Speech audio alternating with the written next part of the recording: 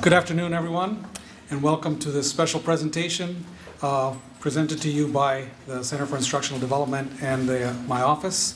And the reason my office is involved in this is because, well, obviously it's because it's about education, but more about that we've been on a campaign to energize, to catalyze thinking about where we want to be as an educational institution. And when the Center for Instructional Development brought forth the idea that this would be an ideal presentation, I jumped at the opportunity, and I know that it'll be a very enriching opportunity. I'm going to let Kieran do the introductions, but on behalf of us, I would like to thank you both for being here, and thank you for attending. There'll be many discussions and many opportunities for you to give feedback, both about this and about all the other things that this will, generate in your mind. So we will be welcoming that feedback and informing you of where you can direct that feedback.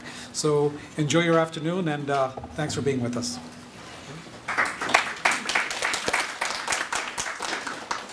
Thank you very much, Sal. The most important thing that I want to say is I want to thank Kieran Egan and Gillian Judson for coming and talking to us today. I want to thank everybody that is here with us today. It's a big audience, and we had a great response for this workshop, and we're really happy to have you all here. But I'm not going to put myself between great people with great ideas. So let me introduce you to Kieran Egan and Gillian Judson, and they're going to be giving us a very brief introduction about Imaginative Education and the organization that they lead. So please join me in welcoming them to VCC.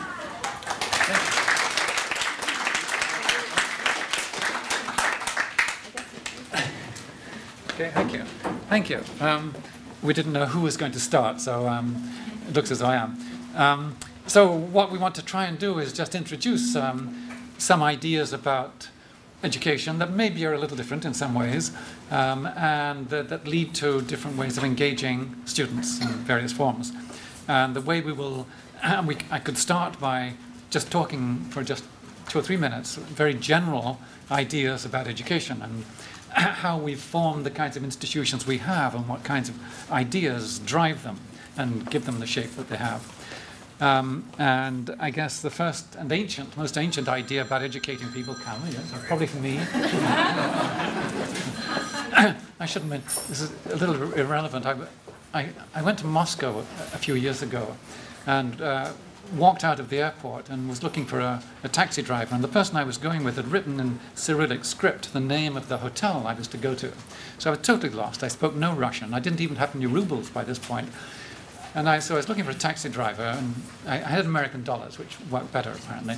And this guy, as I walked out, said, pointing to his car, and I thought, well, this is the way they do it in Russia. So I climbed into the car, stupidly, and then he drove off at high speed in a snowstorm.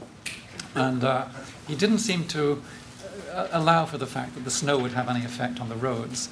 So we were fishtailing around, and I thought, I'm not going to make it. This is terrifying. And then his cell phone rang.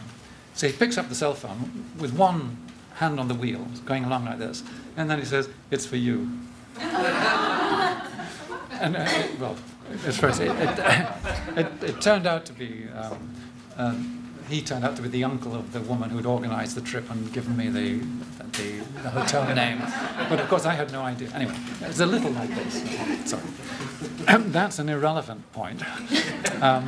So, first idea in education is that you homogenize people. That is, you make them more alike. That is, they share a set of ideas, beliefs, attitudes, skills, etc.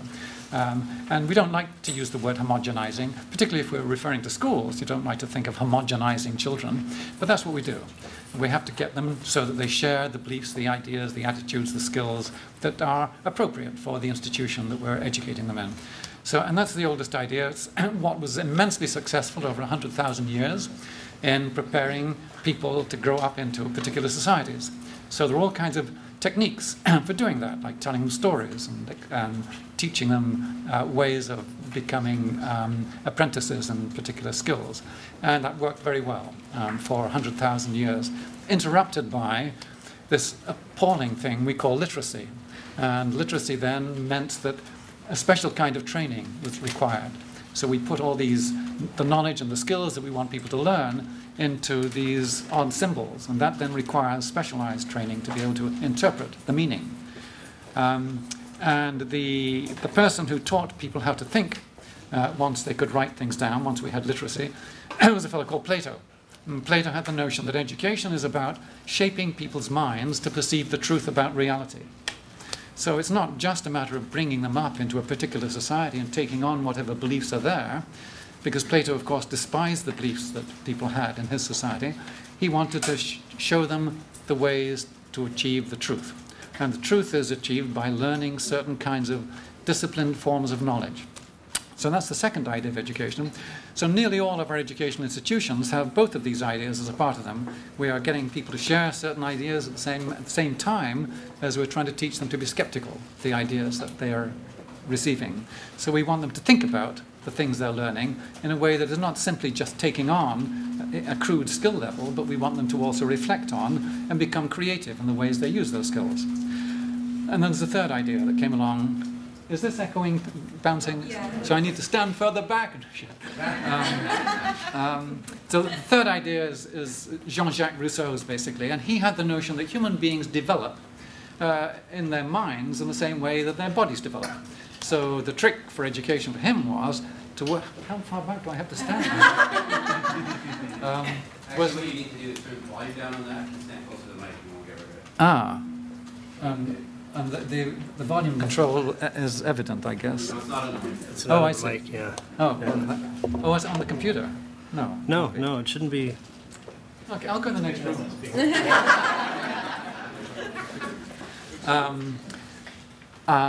So Rousseau had this idea that minds develop the way bodies develop. That is, they go through regular stages, and the trick for the educator is to recognize the stage at which the student is at.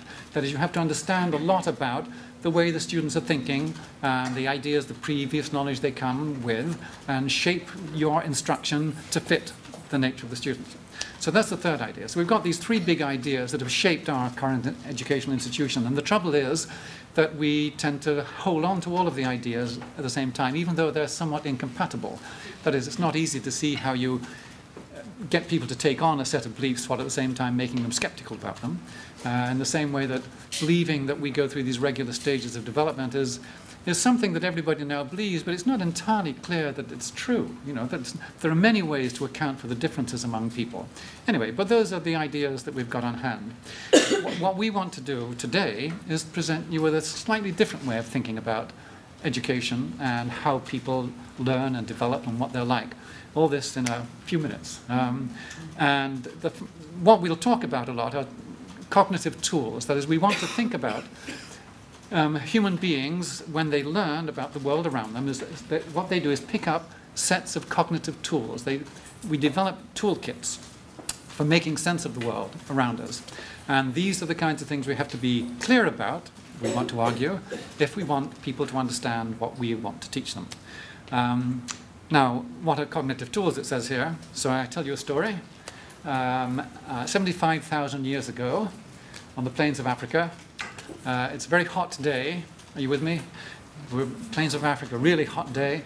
And ahead of you, you can see a big thorn tree, and it's got twigs and branches and animal skins thrown over it, huge areas covered. And it's a kind of huge tent for this tribe. And you can see the tribe inside, sheltering in the warmth of the day. And magically, you can speak the language, and you sort of amble into the tent, or under the lean-to, and you can observe the people doing their things, making tools or preparing something for their regular daily life. And you notice at the very far back in the coolest area in the lean-to, on really soft animal skins, there's a rather corpulent gentleman who is snoring gently. And there are people there with these palm fans fanning him, so he's kept nice and cool. So you can realize he's really held in very high regard in the tribe. And as you chat with people, you discover that he actually is held in high regard because about a dozen years earlier, he invented the past tense.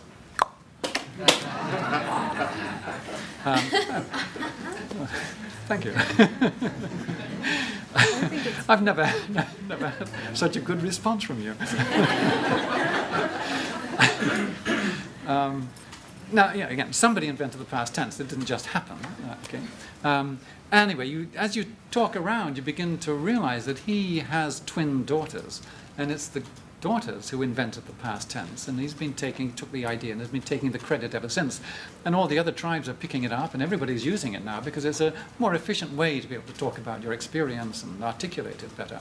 But the daughters now, they're in their 20s, and they're more sensitive to intellectual property rights, and they're planning a launch of an IPO of the subjunctive in a few weeks' time. Now, so when the children learn a language, they pick up the past tense, the subjunctive. When you have learned a language, like English, you pick up the past tense, the subjunctive, and a whole bunch of other things.